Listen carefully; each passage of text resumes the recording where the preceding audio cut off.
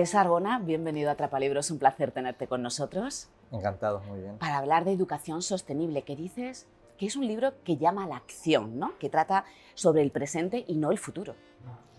Claro, es que hay que entender, bueno, primero el hecho de que la palabra educación no solo tiene que ser algo referido a la infancia o a la adolescencia, ¿no? Que es algo que nos atañe a todos.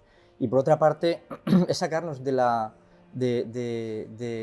ese peso que tiene el lenguaje en nuestras vidas, ¿no? Porque solemos decir los niños y las niñas son los adultos del futuro, son los líderes del futuro, ¿no? Pero antes de pensar qué líderes queremos en el futuro, tenemos que pensar qué personas queremos en el presente, ¿no? Y precisamente niños, niñas y adolescentes, ya que hablamos ahora también de ellos, es muy importante invitarlos a la acción, ¿no? O por lo menos empezar a escucharlos, ya no solo como inspiración, sino también como un modo para que ellos se sientan partícipes de este proceso, ¿no? De hecho, hay dos preguntas importantes, ¿no? ¿Qué puedo hacer yo y qué podemos hacer juntos? Claro, a ver, es que muchas veces, y seguramente lo hablaremos a lo largo de la entrevista, siempre estamos diciendo, a ver, ¿qué pueden hacer los gobiernos? A ver, ¿qué pueden hacer las empresas, las administraciones? ¿No? A ver, y esta gente que no hace... Entonces, lo primero, si algo he intentado con este libro, es empezar la acción precisamente de uno mismo, ¿no? Digamos, en círculos concéntricos, ¿no? Uno mismo, tanto en casa como en la escuela. ¿Qué puedo hacer yo en esta habitación, ¿no? En este salón? ¿Qué puedo hacer yo en esta aula, en esta escuela, en el barrio, en la ciudad? Y veremos que con esos pequeños gestos que vas haciendo tú y van haciendo otras personas se pueden hacer grandes cosas. Me gusta cuando has dicho en una entrevista, he aprendido muchísimo en este libro, pero sobre todo me he dado cuenta de que todo está relacionado. ¿Qué tiene que ver Fray Luis de León con un pingüino, con el exoesqueleto de una luciérnaga, con el ave o un cuadro de Renoir? La pregunta es complicada. Sí, yo casi dije eureka, ¿no? Cuando dije, es impresionante, ¿no? Yo disfrutaba mucho escribiendo. Bueno, ya antes de la pandemia yo estaba buscando información sobre esto porque consideraba que era muy importante y es muy importante, ¿no? Y claro, encontrabas algo y te sumergías y buceabas y decías, wow, y esto se relaciona con... Claro, a ver, no soy la primera persona que ve eso, ¿no? Pero sí que alucinaba yo de decir, wow, impresionante, ¿no? Un pingüino, obviamente. Pues podemos encontrar, para que nos hagamos la idea, ¿no? Microplásticos en las heces de un pingüino de la Antártida, ¿no? O el ave, por ejemplo, el morro del ave está inspirado en el pico del martín pescador, ¿no? El exoesqueleto de una luciérnaga también ha servido como inspiración para otros inventos que tienen que ver con la ciencia y la tecnología, ¿no? Fray Luis de León, bueno, podríamos decir también la publicidad, ¿no? Si ahora cuando veamos un anuncio en el que salga la naturaleza de fondo, ¿no? Entenderemos que la publicidad, los publicistas son gente inteligente, ¿no? Dice, mira, si asociamos nuestro producto con la naturaleza, ¿no? La gente entenderá que hay bienestar, ¿no? Y se asociará. Bueno, pues obviamente Fray Luis de León ya, por ejemplo, ¿no? Lo tomó como ejemplo del Renacimiento, porque en su poema Oda a la vida retirada, ¿no? que decía como algo así como bienaventurado aquel que huye del mundo al ruido, ¿no? Y digo, es como si hubieras ahora mismo el viernes te dijeras, mira, voy a irme a la montaña y voy a escribir un poema porque estoy estresado, y te saldría algo así, ¿no? Entonces, todo tiene que ver, y es que la naturaleza primero nos ha servido de inspiración a lo largo de la historia, en la música, la Sexta Sinfonía de Beethoven, por ejemplo, ¿no? También en la música, en el arte, en la literatura, en la ciencia, y eso tenemos que saber valorarlo también, saber valorar el lugar donde vivimos y al final entenderlo como nuestra casa, ¿no? Y es algo que no es un lugar donde podamos aprovechar todos los recursos que queramos, sino que debemos entender que es nuestra casa y que por tanto tenemos que respetarla. Pero, César, vivimos gracias a la naturaleza, ¿no? Pero en muchas ocasiones de espaldas a ella, entonces no tiene mucho sentido. Mira, si lo piensas, da igual que vivas en la ciudad, en el pueblo, puedes pasar días sin dejar de pisar asfalto. Eso ya es algo significativo, ¿no?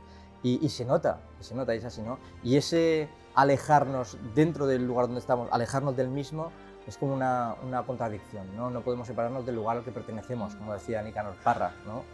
Que decía en su antipoema, decía, el error consistió en pensar que la tierra era nuestra, cuando la verdad de las cosas es que nosotros pertenecemos a la tierra. Estamos aquí y basta dar dos pasos aquí, porque ahora mismo yo estoy sentado en Sevilla, cuando estoy en Zaragoza también tienes la posibilidad de ir a un parque precioso, a varios parques, ¿no? En el pueblo puedes visitar la naturaleza, ir a un río, ir a un acantilado, ¿no? Y la gente normalmente, y digo normalmente porque es lo que sucede, ¿no? Llega y dice, ah, qué bien, ¿no? Qué calma. Pues fíjate si es importante regresar a las raíces. ¿Y naturaleza como desconexión o conexión? Bien hilado, porque esto está basado en una anécdota, ¿verdad? Que me pasó. Estaba entonces colaborando con aldeas, estamos en una aldea, me acompaña una pedagoga y vamos a un mini bosque que había ya de álamos, y da unos cuantos pasos, se adentra en él, toma aire profundo en los pulmones, le suelta y dice, qué bien, aquí se desconecta, ¿no? Es como decir, desconectar del ruido, del bullicio, ¿no? Pero obviamente, bueno, yo le dije, no, aquí lo que pasa es que conectas, ¿no? Conectas con la naturaleza y por eso sientes esa paz. Y sostenibilidad y comodidad, ¿cuál de las dos partes parte con ventaja? Claro, cuando hablamos de la importancia de la palabra sostenible, que tiene que tener muchísimo más peso del que tiene actualmente, es cierto que en cuanto lo ponemos en una balanza, ¿no? Esa sostenibilidad y la comodidad o el bienestar, siempre hay una que sale perdiendo y no tengo que decirte cuál es, ¿no? Por las inercias en las que estamos metidos también, por muchas veces esa falta de desinterés, a veces también, esa falta de interés, perdón, a veces también porque vemos que todo esto nos viene tan grande, ¿no? El cambio climático, ¿no? Efecto invernadero, los sumideros de carbono, ¿qué es eso? Yo soy tan pequeñito y eso es tan grande que me... Y eso es lo que precisamente he tratado de hacer también con Claro, el... en el libro explicas desde el inicio, ¿no? Claro, es Vamos a que situarnos. sí, efectivamente. De hecho, si algo yo quería era acercarnos a esas expresiones, ¿no? Para que veamos que sí que puedes aportar, ¿no? Con estas pequeñitas cosas. Yo creo que es clave que entendamos que estos pequeños actos que hemos dicho antes, ¿no? Sí que pueden tener una repercusión positiva, ¿no? Y por eso acercar qué significa el cambio climático, porque si vas ahí y preguntas a alguien por la acera y te puede decir, bueno, pues esto, ¿no? Cada uno tiene su opinión, pero para empezar a actuar tenemos que entender dónde estamos, el punto en el que estamos, qué significa lo que está sucediendo, ¿no? Y qué puedes hacer tú a partir de este momento. Claro, en relación a eso, porque ninguna pequeña acción es una acción pequeña, ¿no? Que es lo que estás apuntando. ¿Qué hacemos con la, fuera de micro lo estábamos comentando, la ecoansiedad, ¿no? Porque hay niños que le preocupa muchísimo la crisis climática y hay una encuesta donde se refleja que el 56% de los adolescentes cree que la humanidad está condenada. Tu libro más es un canto a no todo está perdido, ¿no? Obviamente, a ver, es que si pensamos, si unimos la palabra sostenibilidad con educación, no podemos pensar jamás que todo está perdido, sobre todo porque todo empieza en la educación. Y es verdad que cuando nos convertimos en adultos, nos metemos en esas inercias que te decía, ¿no? Y es más difícil cambiar las cosas. Pero yo creo firmemente, como hay muchísima gente que cree, que la escuela no es el reflejo de la sociedad, sino que puede transformar la sociedad. Por eso es tan bonito pensar que todo parte de la educación y que las mejoras también parten de la educación. Y otro de los objetivos que había con este libro, que sí que tengo con este libro, es hacer entender que no podemos actuar solo por miedo a qué pasará si no lo hacemos, ¿no? Eso es lo que lleva a la ansiedad, ¿no? Sino sobre todo que tenemos que hacerlo por algo de forma natural, ¿no? Porque es como un modo de respeto o de gratitud al lugar donde vives. Entonces ahí empieza a entenderse que la sociedad está compuesta de individuos, ¿no? Y que cada individuo sí que va sumando. Porque claro que dice de nosotros como especie el que estamos destruyendo un planeta como la Tierra, cuyo origen se sitúa pues, hace más de 4.500 millones de años, ¿no? Nos dice mucho de nosotros. Claro, y hay gente que empezará, venga, ya están los ecologistas. También ¿no? hablas, ¿no?, de los negacionistas también. Claro, pero es que es lo que tenemos que entender. Y yo, a ver, y vuelvo al tema de cómo era la construcción que yo tenía en la mente para este libro, ¿no? Y es simplificar precisamente para decir, bueno, no, el planeta nos viene como muy grande también, ¿no? Entonces, por eso nos sitúo, imagínate, si cierro los ojos estoy en el salón, si cierro los ojos estoy en la cocina de mi casa, estoy en mi aula, ¿no? A partir de ahí, ¿qué puedo hacer, por ejemplo? Y cosifico, en el sentido positivo de la palabra cosificar, ¿no? Cosifico ese reto en pequeñas cosas. Por ejemplo, yo recuerdo cuando lo estaba escribiendo, estaba en el salón, me levanté y la lámpara que tengo en el salón, toqué la bombilla, dije, vamos a partir de esto, ¿no? Que es pequeñito, algo que todo el mundo tiene, ¿no? Digo, ¿de dónde viene la electricidad? Y ahí te empiezas a preguntar si es de energías renovables, si no renovables, ¿no? ¿A dónde va? Porque todo el mundo sabe que repercute en el bolsillo, ¿no? Pero ¿cómo repercute realmente en el planeta también, ¿no? Y ahí empecé luego a abrir la nevera y cogí un tomate, ¿no? Y así, toqué un radiador. todo esto que nos rodea, ¿no? El cepillo de dientes, ¿no? La bolsa de basura que cada día abrimos la puerta, la dejamos en el rellano y desaparece al día siguiente, obviamente, digo, reflexiona, no desaparece. Ni desaparece la bolsa de basura, ni desaparecen las consecuencias de que dejemos una bolsa llena de plásticos y de residuos cada día ahí, ¿no? Por eso también el libro está lleno de propuestas para actuación, Para la ¿no? acción, claro. Porque una de ellas es que probemos en una semana a reducir a la mitad esa bolsa de basura, por lo menos para empezar con pequeñas cosas. Y esa es nuestra visión occidental, ¿no? Porque también hablas de pueblos indígenas donde ellos tienen muy claro que hay que cuidar la tierra y salvar el mundo es su misión. Mira, es súper bonito cuando te pones también a sumergirte en esto y descubres, ¿no? Bueno, ya por ejemplo, cuando hemos dicho que todo está interconectado, ya Leonardo da Vinci, ¿no? Ya hablaba de que, bueno, hacía analogías continuamente, ¿no? Y él decía, pues mira, los ríos, ¿no? Los ríos serían las venas, ¿no? Del cuerpo humano, ¿no? O si tú coges una hoja o ves un árbol que está lleno de ramificaciones, eso sería el sistema nervioso, ¿no? Y entonces esta misma visión la tenían también pueblos indígenas desde tiempos ancestrales, ¿no? Y fíjate, en la mitología griega, la tierra, la madre tierra era Gaia. En la mitología latina era Terra. En la India, Pavarti. En México, Coatlicue. En los Andes, ya no suena más que es Pachamama, ¿no? Y en todos, la tierra, y sigue manteniéndose en las tribus indígenas, la tierra es la madre y todo lo que hay dentro somos sus criaturas, ¿no? Y nuestra misión, eso es lo bonito, ¿no? Y la filosofía que deberíamos coger de estas tribus indígenas, es que nuestra misión es guardarla, ¿no? Protegerla, porque como es nuestra madre, y hago así, ¿no? Pero como es nuestra madre, ¿no? Es necesidad, ya no solo, como te he dicho, ya no solo pues, no sé, porque vamos a sacar beneficio también de ella, ¿no? Sino porque es nuestra misión, somos guardianes, ¿no? Yo creo que es precioso eso. Si estás en una clase con alumnos y les dices, venga, hoy vamos a darnos un baño de bosque, ¿te mirarían raro? Hombre, seguramente los alumnos y la familia, mira, un baño de bosque que está diciendo.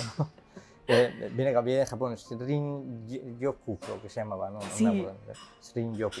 Claro, hay también, hago referencia a unos cuantos estudios, ¿no? De Japón y también estudios occidentales, ¿no? Que hablan de los beneficios que tiene la relación con la naturaleza, ¿no? Incluso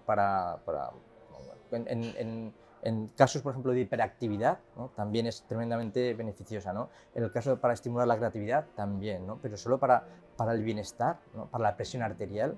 Hay un estudio, creo que es en Science Reports, que dice que pasar 120 minutos a la semana y hasta puedes dividirlos a los días, ¿no? En contacto con la naturaleza tiene grandes beneficios para la salud. Así que, claro, imagínate. En el índice y leemos los números de los capítulos, la verdad es que nos provoca curiosidad, ¿no? Porque hay algunos de aquí todo es sano, señora, ¿no? O madre no hay más que una, no me digas que no, hippies y mastodontes. El último es como el gran reto. ¿Cuál es nuestro gran reto?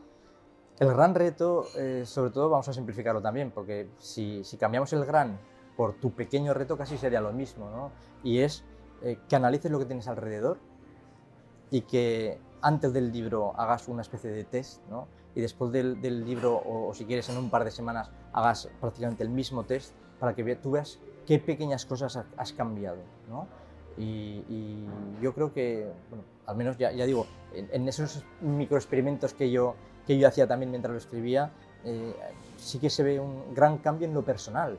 Y entonces, claro, como te he dicho antes, si la sociedad está compuesta de personas, si hay un gran cambio en lo personal en uno y en otro y en otro y en otro, pues va a haber grandes cambios en lo general, ¿no? Y ya digo, pues empezamos también, aparte de todas estas propuestas que claro, voy dando. Porque les pides a los niños y adolescentes investigar.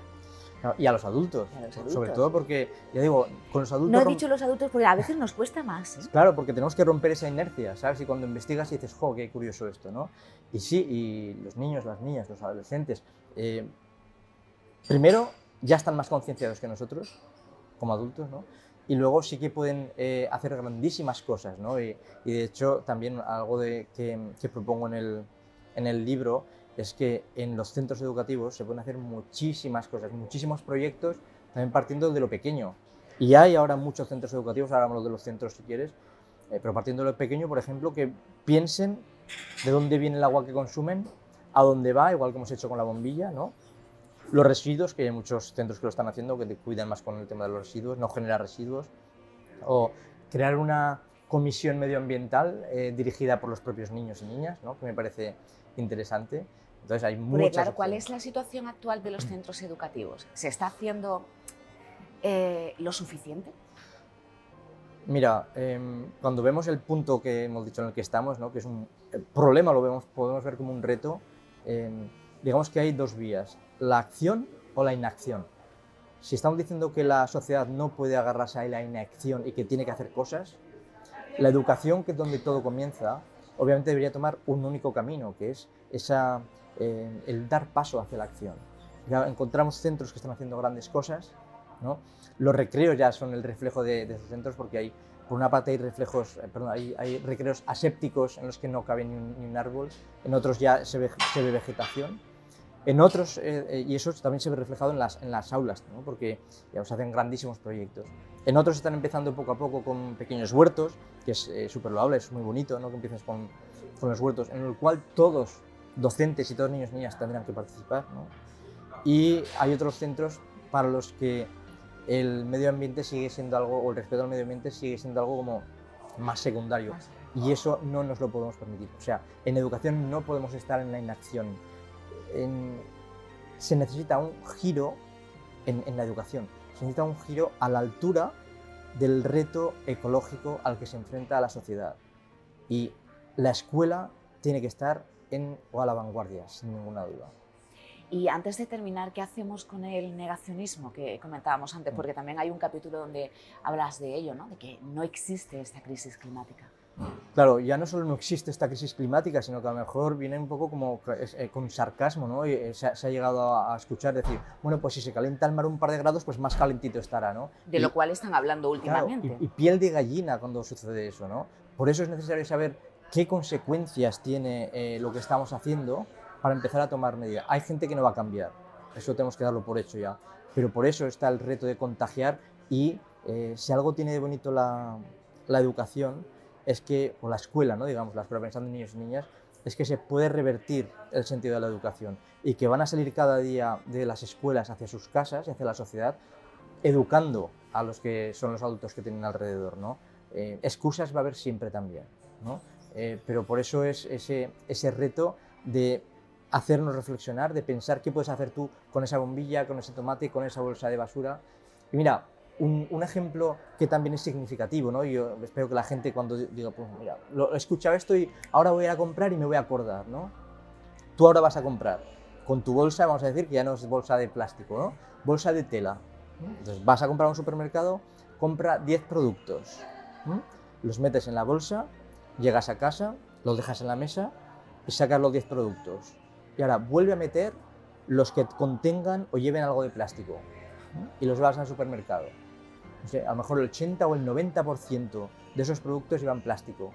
Entonces, ahora mismo estamos haciendo poquito llevando la bolsa, pero es fundamental que entendamos que bueno, la bolsa de momento, el llevar bolsa de tela ya es una acción, pero que sea de plástico no es secundario o terciario comparado con lo que tenemos dentro de esa bolsa, ¿no? Por eso esa acción también implica decir en el supermercado, oye, ¿no tenéis agua embotellada en cristal, por ejemplo? No, venga, pues hasta luego, ¿no? Entonces, cuando tengáis ya volveré. Uno no hace nada, pero 80 dirían, hay que cambiar cosas también. Y ya para terminar, César, el libro Educación Sostenible era como aportar tu granito de arena, ¿no? O una necesidad que tenías de trasladar. Claro, fíjate, en este rato hemos hablado de la infancia, de la adolescencia, de los adultos, pero no he hablado de mi propia infancia, ¿no? Porque ahí está la base donde yo he ido construyendo también la visión de la vida desde mi punto de vista, ¿no? Yo soy de un pequeño pueblo de Zaragoza, mi infancia está siempre relacionada con la naturaleza, siempre, ¿no? Y entonces no te voy a decir que la valoráramos, pero sí que la disfrutábamos, ¿no? De manera muy especial. Entonces está dentro de nosotros. Y provoca tristeza cuando se ve que es lo que estamos haciendo, ¿no? con ella, ¿no? Nosotros íbamos a disfrutar, nos bañábamos en el río, hacíamos cabañas también junto al río como Tom Sawyer, ¿no? Imagínatelo, ¿no? Y sí, es cierto que claro, para mí es muy importante que tengamos que la infancia, ¿no? Parte de o sea, el libro parte de la infancia y no me acuerdo qué me has preguntado. que era tu granito de arena, tu Mi granito de arena, aportación. efectivamente. Eso. Me he ido por una rama, nunca mejor dicho. Es que te has ido al pueblo.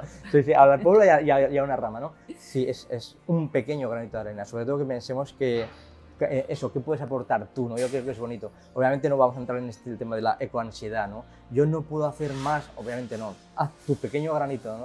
Aporta tu pequeño granito y los demás ya aportarán el suyo, ¿no? Pero es muy bonito contagiar, ¿no? A una persona que vaya a hacer algo también, ¿no? Y luego ver que no estás solo, que puedes hacer cosas en red, ¿no? Y descubrir que hay gente que te puede enseñar cómo mejorar las cosas. Pues César, muchas gracias por esta educación sostenible y tu granito de arena. Muy bien, gracias Un a ti. placer.